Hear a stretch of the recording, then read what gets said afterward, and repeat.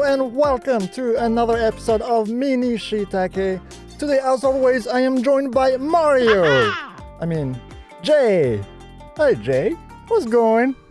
Hello, of course, and I am Jay Mario. Wait, what? No, I'm Maria. No, just kidding. I am Jay, and again, you are watching Holy Shiitake. All right, what are we talking about today? Well, as you know, I'm wearing a cosplay of Mario, but this time I am Maria. But today we are going to talk about Japanese fashion. Japanese fashion. So basically, what people wear in Japan? And we're going to focus on the youth. Okay, I noticed that whenever I Google or search about Japanese fashion on the internet, most fashion are quite extreme. Some photos are really very colorful, very bright, very out of this world. I have to say this because I have lived in Japan for 5 years now, and to be honest, I never really saw anyone wear such daring, bold, very unique, and sometimes disturbing kind of fashion. I wanted to say that don't believe everything you see on the internet. Don't. All right, so if you go to Japan, what are you more expecting to see actually in the streets? What is it? People usually wear neutral colors, earth colors like black, white, gray, beige, probably green that is as green as the grass, or So pretty muted colors, I guess. very much quiet or peaceful colors.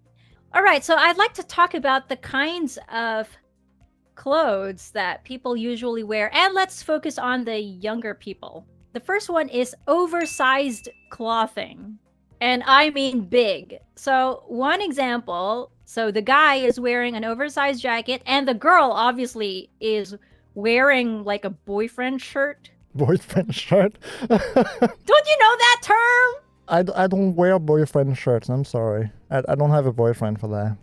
Aww. I know. It's sad. She's wearing an overly sized shirt. So that's one of the most common oversized fashion we see in the streets. Another one is this girl wearing an oversized pants. You know what? This picture reminds me of, the weight loss advertisements. A little bit, yeah. Like the before and the after. I gotta say that style of pants. I've seen some girls here in Canada wear the same type of clothes here. But if you think about it, these had been a fad in the 90s, right? Like the baggy pants. Next picture, let's look at this guy, this hip-hop guy, and oh god, this reminds me of a Street Fighter character, because most of the characters in Street Fighter have really huge bodies and a very tiny head, like a shrunken head. These are very trendy nowadays, especially to the youth. But the magic of this, right? The magic of this is that it works for them. Yeah, it looks comfortable. It looks comfortable. It looks fashionable for them. But what I wanted to say is that, like Western size is really huge. Like maybe I can say Costco size. Asian size is very different from Western size. So probably this guy wearing a jacket, he's probably wearing an American size jacket. But the amazing thing about these is that Japanese people can pull it off. Okay, now let's go to the next styling we call layering. Layering is usually worn in colder seasons, such as autumn or winter. And it's a combination of random layers for Japanese people. We're talking about random layers, meaning they can layer it with sports attire, with business attire, and still works. Now let's talk about this first photo. So the first photo is showing one of the most modest, I guess, most common layering style that I see, especially here in Sapporo. Those, we see them here everywhere all the time. Like last winter, especially in the Japanese and Korean population, for the girls, especially for the girls, those type of coats were just everywhere. Yeah. That's the thing about Japanese fashion.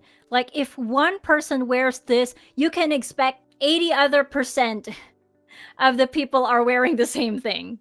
Yeah, this is one of the most common fashion you would see in the streets of anywhere in Japan. But let's look at the extreme version of that. This photo of a couple, a very young couple, you can see how creative this couple is. I don't know if I would call that creative or just like throw a bunch of stuff all together and hope that it just works.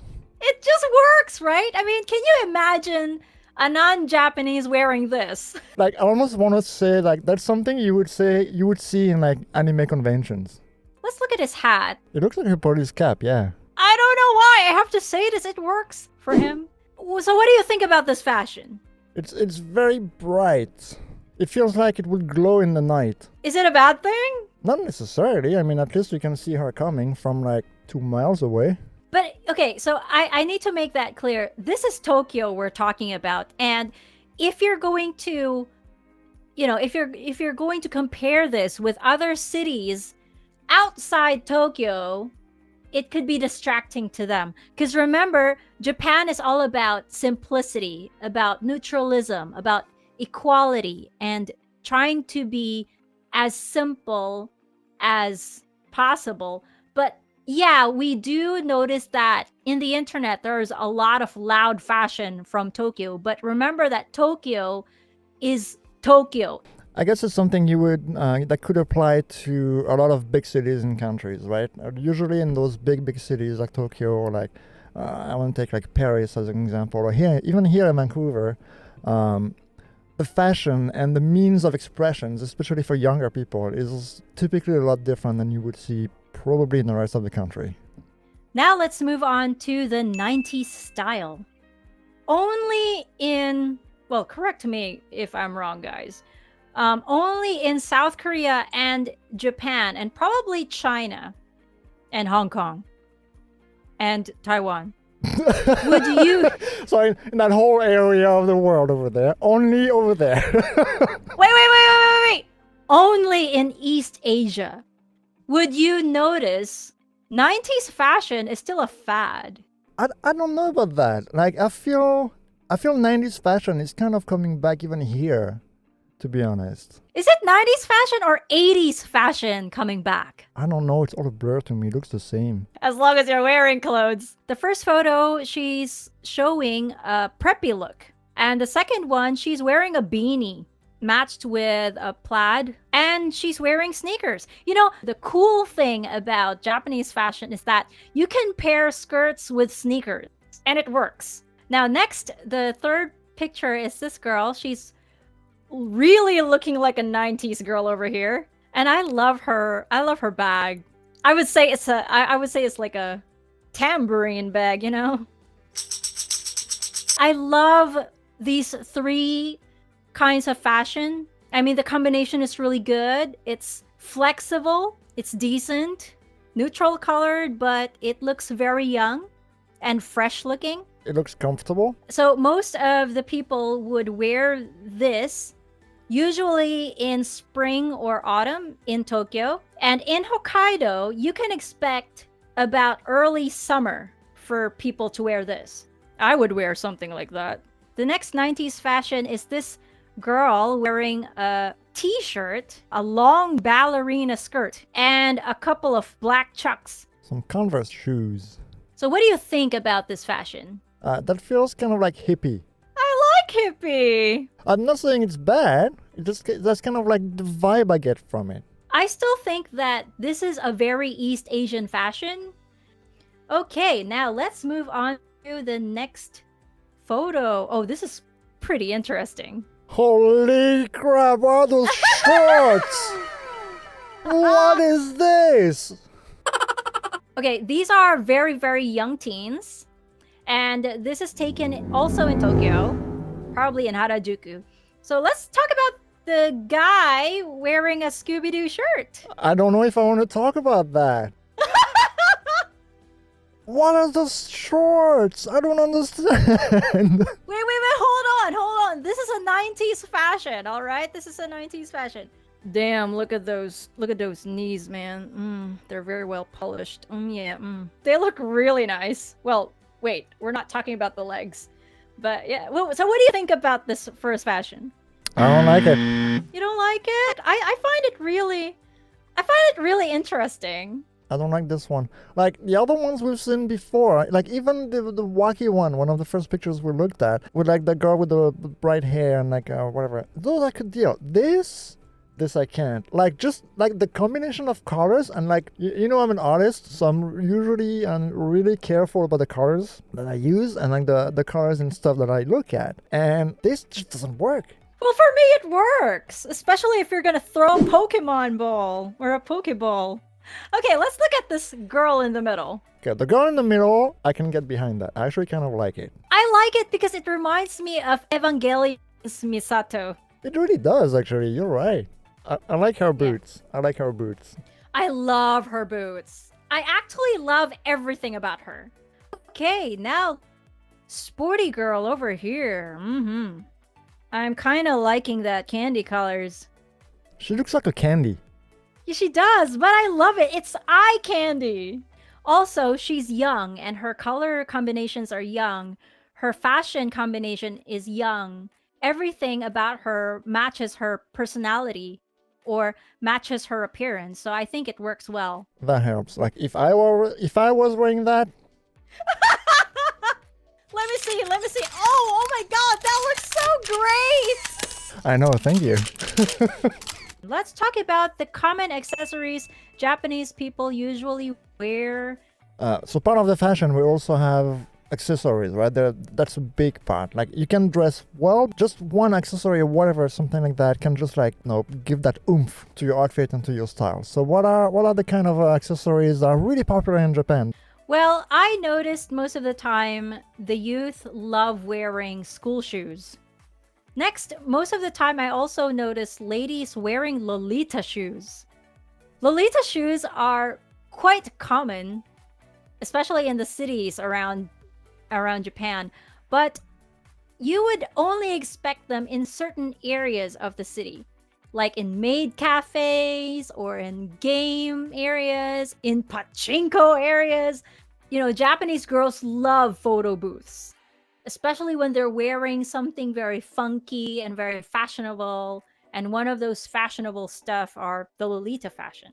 Okay, now let's go to the bags. One of the most fashionable, well, most common, whether you believe it or not, is the randoseru school bag. I've seen some guy when I was in a bus going to work wearing the brown leather, and he's wearing business clothes. To be fair, it's not uncommon to see like older people and business people here using backpacks. I have never seen that style of backpack here, but a lot of people do use backpacks. It's convenient, right? Now, what is interesting about Japan is that the smaller your bag is, the more fashionable you are.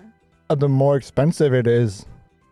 Exactly. And I don't understand why these ladies make it as small as possible. I'm like, what are you gonna put in that? Your Pokemon? Pikachu. Like, I don't understand. What are you gonna put in there?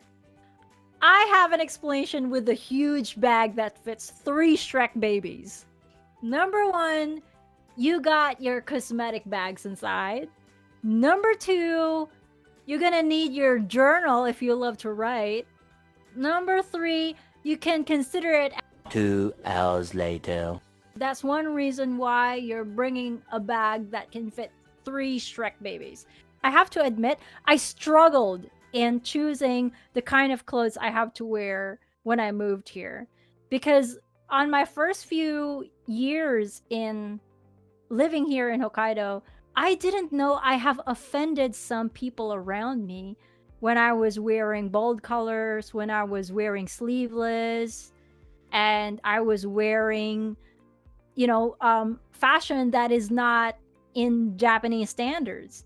Like, I think it's a good advice that we can give to our viewers if they're planning to move to Japan or like spend a significant amount of time in Japan, is to really pay attention to those things and kind of research what the culture is and what the right etiquette is in terms of fashion and what you should wear and what you shouldn't wear.